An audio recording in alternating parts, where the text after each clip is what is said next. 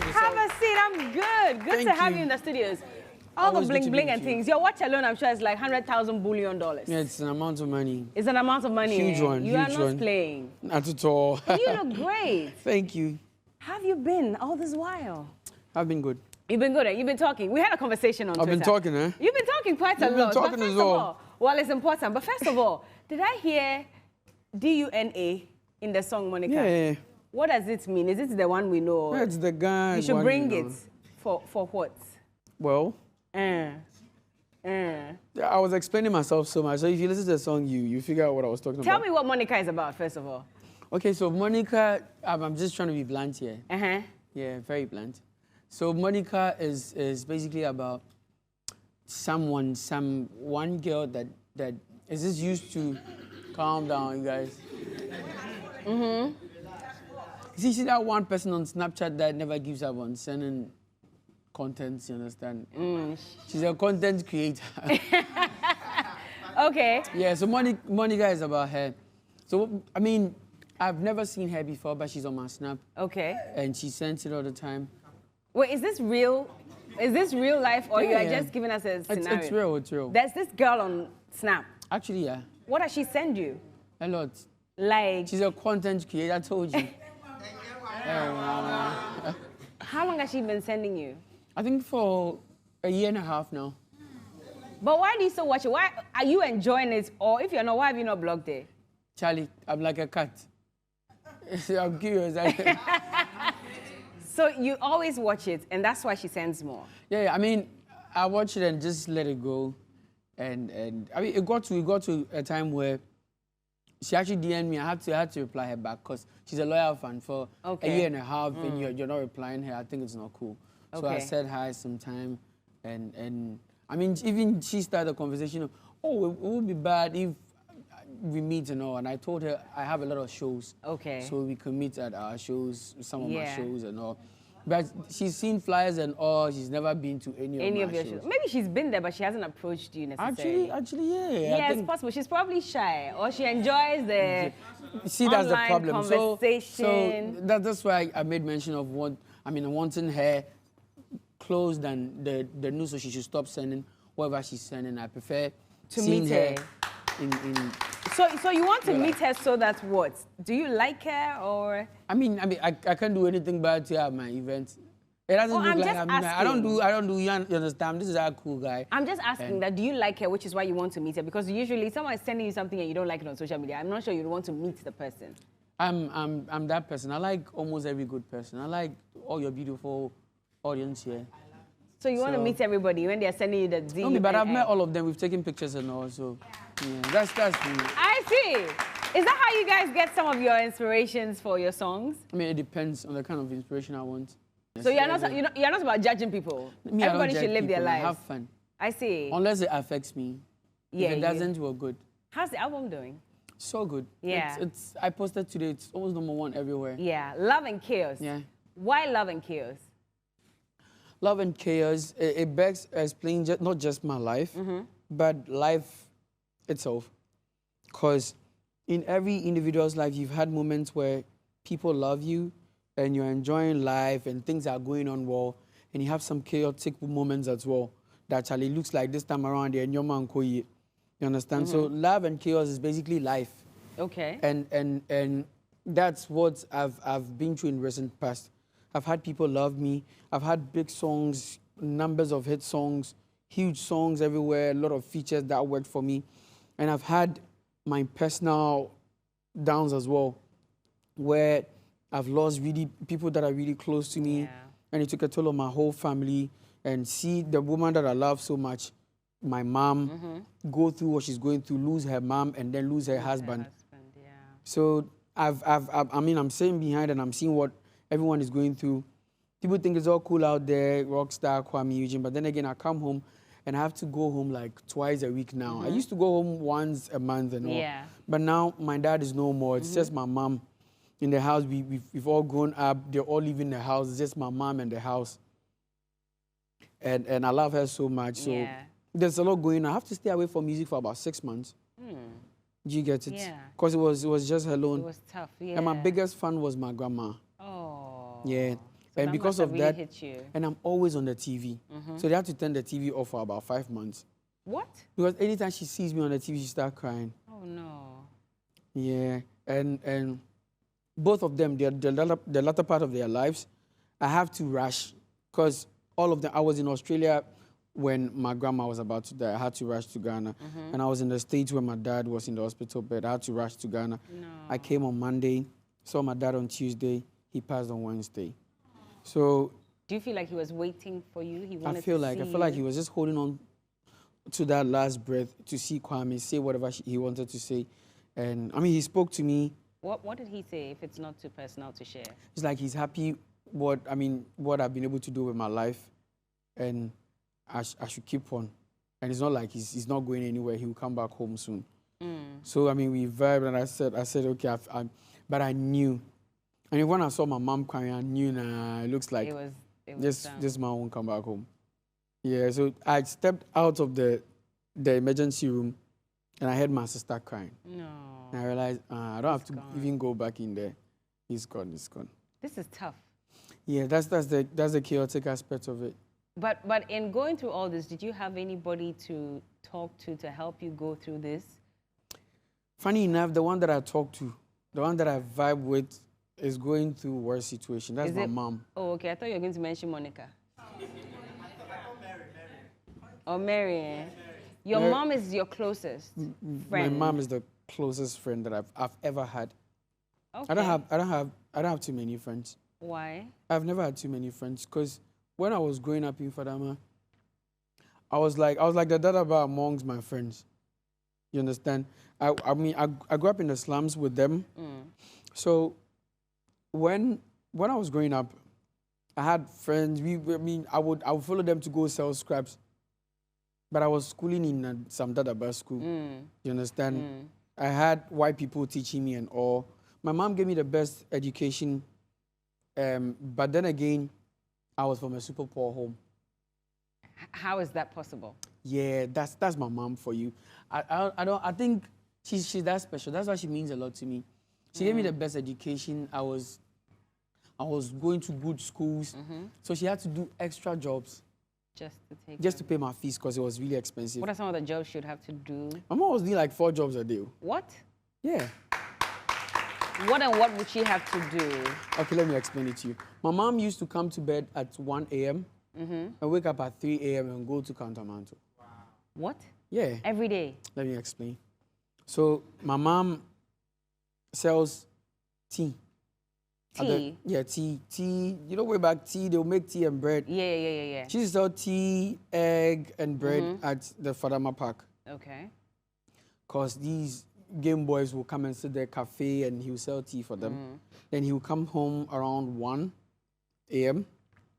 and then wakes up at 3 a.m., go to Cantamanto because she's going to get foes. If she doesn't get there early, she won't get the good ones. So she has to go very early in the morning, gather what she will gather, sell around Cantamanto, and come back when it's around 2, 3. When everything is just calm, then she will sell some of the eggs that she will go and sell in the evening. She will sell some, like eggs, if people want to buy eggs and cook it in the morning. She will sell some. And then she used to have a friend that also sells women brassiere like that. Yeah, then she will sell some to some of the customers she has. Then wait till like in the evening, 8 o'clock, go back to the park and start selling the tea. And come back at 1 a.m. and wake up at 3 a.m. And it was continue like the cycle. And I think my mom decided to make a change with me. Yeah, if my big brother and sister didn't get the best of education, she'll make a change with Kuami. But where was your dad in all of this? Because you keep talking about my mom doing this job and that job to take me to a private school. He was around, but it's some way to speak ill of the dead, but he was around. But he wasn't participating like my mom was doing. So they were still married and everything? Yeah, my mom and my dad has never separated. They've been together for years, all their life. That's why it hurts my mom more. But then again, my dad is that vibe, man. He's an I don't care small. So your mom would have to work and take care of everybody in the house? Almost everyone. That's tough on her. It was really tough on her. Is that why you went into music? Not, of course, yes, you have the passion, but also you were looking for an avenue to sort of ease the burden on your family and take over? That wasn't the plan. That wasn't the plan? At all. I had no idea I would become me. I just had that dream that I would be rich one day. Okay. I knew that I would be rich. Even age 17, I knew I was going to be rich. At age 17, you knew? Yeah, I knew. How did you know? Because of the things I was doing at that young age. What were you doing? You know, back in the streets, I had musicians, big ones, come record with me. I was recording Luther. Oh, at age 17? Yeah, when no one knew me. At age 17, I was recording Luther. I was producing and writing for some gospel artists. Okay. You know School for Nasi? Nasi, yes, that group, yes. I was working with some of them already at age 17. How did you find them? So this thing that I'm doing, I started doing this thing when I was a kid. Wow. But what I'm trying to understand, and I'm trying to build the story. So at age 17, you were already working with them as what, a producer? Yeah. Where did you get the equipment to work as a producer at age 17? And how did they find you? So I started my studio in my mom's kitchen. Yeah, so she had to move from the kitchen and cook outside. You kicked your mom out of the kitchen to produce music? Yeah, my mom loved me that much. So if I need a kitchen, take it. Yeah. So she had to start cooking outside. Then I started using the kitchen as a studio. So I wake up very early in the morning and there's this container that brings foreign goods. I said, your mom pay or yeah. It's quite cheap. Yeah. So I couldn't afford these big speakers. So I saved to get some amplifiers and added some here, and there. Then I created a small studio with that Etikopo computer because that's all I had. Yeah. And people started coming in. And I did something for some woman, where she's a gospel artist. She played it for them to listen. And like, who made this? You know, some small boy Bill. And one of them came over. We had a conversation and we started working. And it opened other doors for me. Yeah. And one day, one of the guys I produced for brought Luther to the studio. Oh, wow. For a feature. Okay. He charged, he took the money, but I was so happy to see Luther. I was like, I get more beats than things. So if you... So I played, and I actually made a freestyle over there. I was like, hey, you got talent too. Why you know they do music? I said, I work on myself, you understand? That was before Hitmaker. Okay. So after that conversation with Luther, fast forward, I was there one time and my mom was like, Hitmaker, that was a year before. So I followed a friend that I was recording in my studio. There, he's called Gunshot. Okay. He looks like Shatawale like that. I remember him. Did he make it into the competition? He made it into the competition. I remember him, yes. So do you know when he was in the competition, I was still producing him. Oh. So I followed him once because Richie was his usually they appoint musicians to one producer and all. So they appointed him to Richie Mensah. And I followed him once to Lynx Entertainment. Okay. Yes, that's when I first saw Richie. So what happened was I had Gunshot's song written. I've already written everything, produced the beats. All Richie had to do is touch it and he'll go and perform it at Hitmaker. Yeah. So when Richie was working on it, and he said, oh, who is this one? And Gunshot said, oh, this be my producer. And he said, oh, since you produce it, come and sit down and work on it. Yeah. And you did? And I did it, and Richie was like, what's your name? I'm like, oh, I'm Eugene Marvel. Oh, those days you used to call yourself? Yeah, I'm Eugene Marvel. And he said, why didn't you try Hitmaker? Because you're good. I said, I'm waiting for the right time. Blah, blah, blah. Fast forward, the next year, I took his advice. I tried.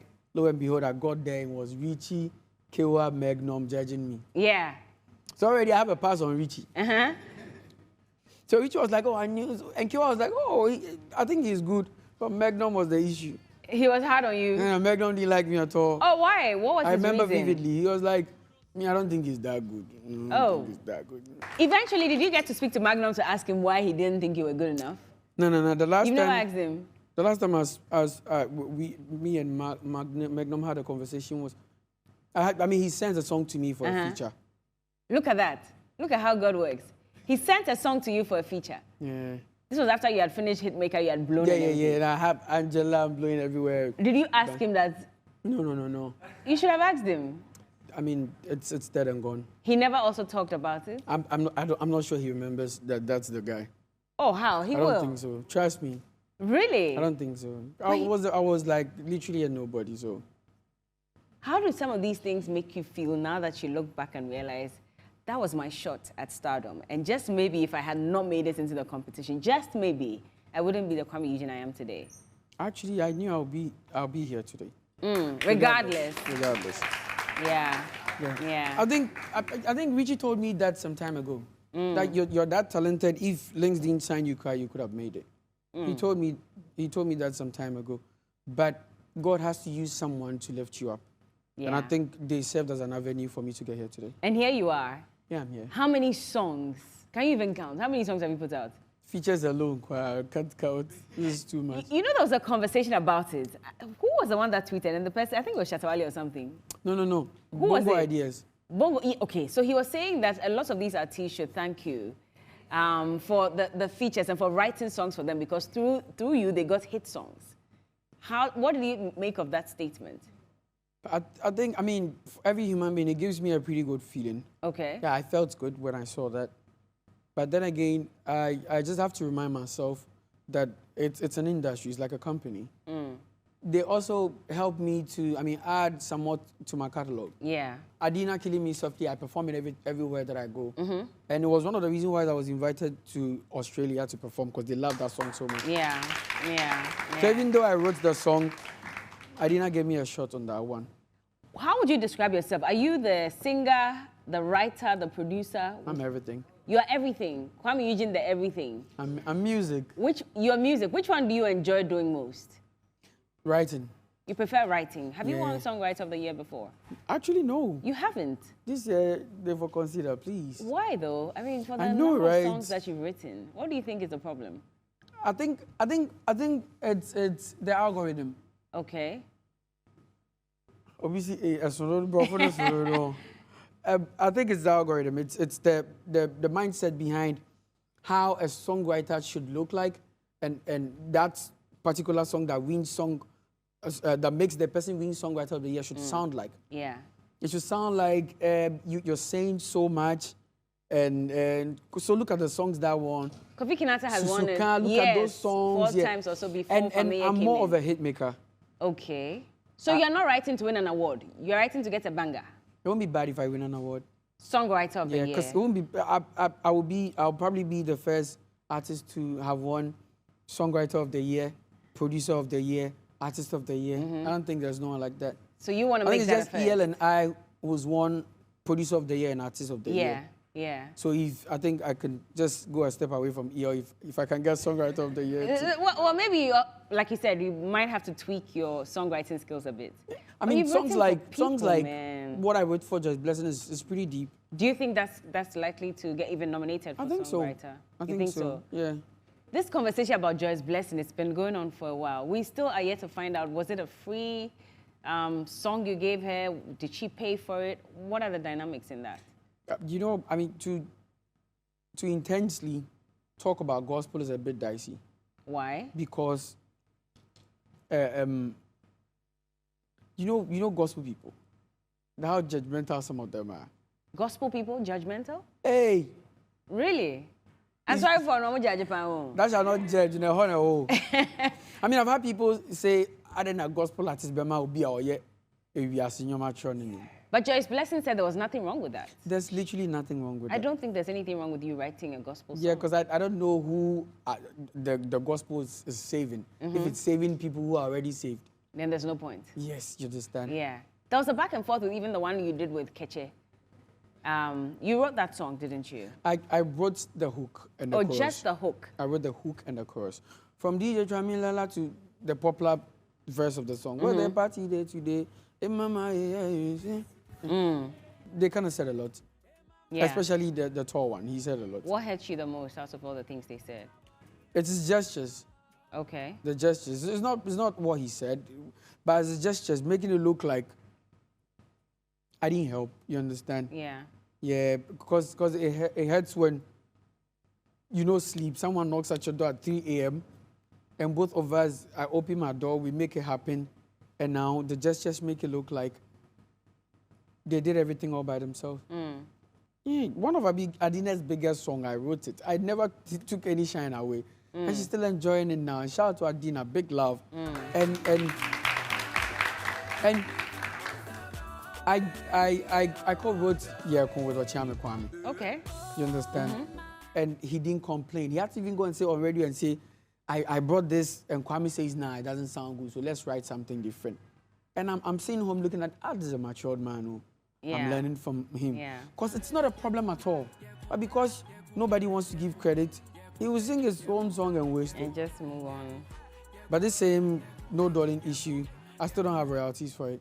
Oh, you don't? Yeah, I spoke about it, and I mean, I've had this a couple of times. It doesn't go like, oh, I hear you benya. You get what I mean? But that song made rounds. Please, and you see, if I say it right now, Kwame dear, but you are aware you're making money out of it. Do you get it? And if I respect you because you start this thing before me, and now we have a project out there and it's making money, and you are aware you've made money. Go and check the streams on YouTube, crazy numbers. You are aware, and you want me to approach you and come and say that I still haven't received anything. It's not cool. Not a cent. Not at all. No peswa, no CD. Well, I don't have it. Was there an agreement though? I mean, naturally, of course, you should share. See, but okay, was there so conversation on this? It's the same issue with Mr. Jew. So I had to go and confront them that, yo, I have a percentage on this one. You need to give it to me. I just decided not to confront them because this whole writing then started. I was like, let them keep it. I won't go and ask anybody for anything. So everything with no darling, all the chorus I wrote, everything, they have everything. So why is it that for them you did not involve a lawyer, but in Mr. Drew's case, you involved a lawyer? Because they came before me. And collected your money? Mr. Drew might be older than me, but I came before him. So I can bully him on that one. But so you're afraid of Ketchup because he came before you? I'm not afraid. Look at me. You think I'm afraid of Ketchup? Well, you said you can bully Mr. Drew, but you cannot bully them Mr. Drew is like a next door neighbor. He's a brother. We can vibe. I mean, with all that happened, he still called me or like, yo, make me forget send me your details. Let me give you your percentage. So he had to send my 50% to me. And it's beautiful. This is a brotherly thing. Okay. You understand? Brotherly, and you involved lawyer. Oh, yeah. If it's me, I won't see it as brotherly. Once you involve lawyer, I know that's okay. I had to involve the lawyer because maybe the normal mutual friend thing didn't work. Because I tried that. I tried a message, yo, the song, what's up? You understand? Yeah. And it didn't work. He blue-ticked me. So maybe a lawyer would trigger him. We still have Kuami Eugene in the studios. We're talking about Love and Chaos, his new album, and of course, Monica. Well, it's making the rounds. People are loving it. I'm sure you're loving it as well. Let us know what you think about it. The hashtag is The Day Show. Don't go anywhere. We'll be right back. Hello, Monica. Can you come?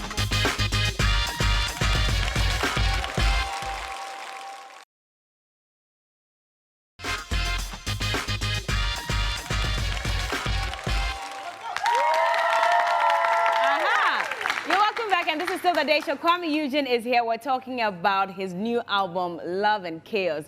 And yes, we found out who Monica is, or is supposed to be, which is great.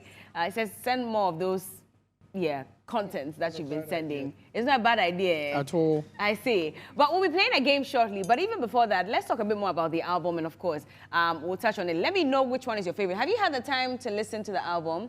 Which one is your favorite? Okay, so far you say which one? YOLO. YOLO is your favorite. Why that?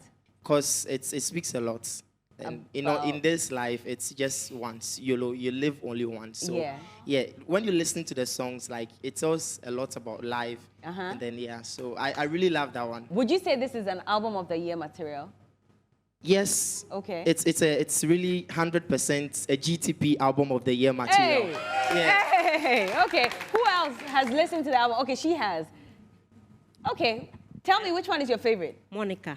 Monica? Yes. Why Monica? Oh, because it's a danceable song. Oh, so, and I love it. Yes. You like the danceable one? Oh, yes. So that's why you Monica? Yeah, me to me boom with it. You to me boo your move with it? Yes. So it means you're a big fan of him. You like his music? I love him. I love him. What's your all-time, and anybody can answer this, what's your all-time favorite song of Kuami Eugene? I mean all. For you is all? All. Okay. Well, there are a few people at the back. Let's pass it on to the back so that those at the back can speak. All-time favorite song of Kuami Eugene? Obiatu. Obiato. Yeah. Why that? I love the song. I can sing and I enjoy it. I think all the time when they play that music, I enjoy it. Okay. The video itself, top notch. Top notch. How do you feel when you hear from your fans and they're talking about your work, saying this is my favorite, I love this? I think it's amazing. It's fun. It's Yeah? fun. Yeah, because this like 5 years ago. Uh-huh. Yeah, and Obiato is like 3 years ago. Yeah. Yeah, it means the songs really made some impact. No, but Angela, hands down, Angela. I think that's like one of your that's for you. biggest songs. Angela for is me, not yes. it's not my favorite Kuami Eugene song anyway. Angela is not your favorite Kuami Eugene song? Yeah. Which one is your favorite? Walai. Walai is your favorite? Out of all your songs? Hear them try me. Walai. That's my Hear them favorite song. try me. Mango shy, mango die. I see. You talk a lot about life. You do a lot of that. Because I've seen life. And life has shown you Pepe. Small. But that's where you are today, and love and chaos is what you're promoting. That means for the rest of the year, we have our jam. Yeah. I mean, by December, I guarantee Monica will probably be the biggest song in the country. Okay. Yeah, so... By December, Monica is going to be the biggest song in the country.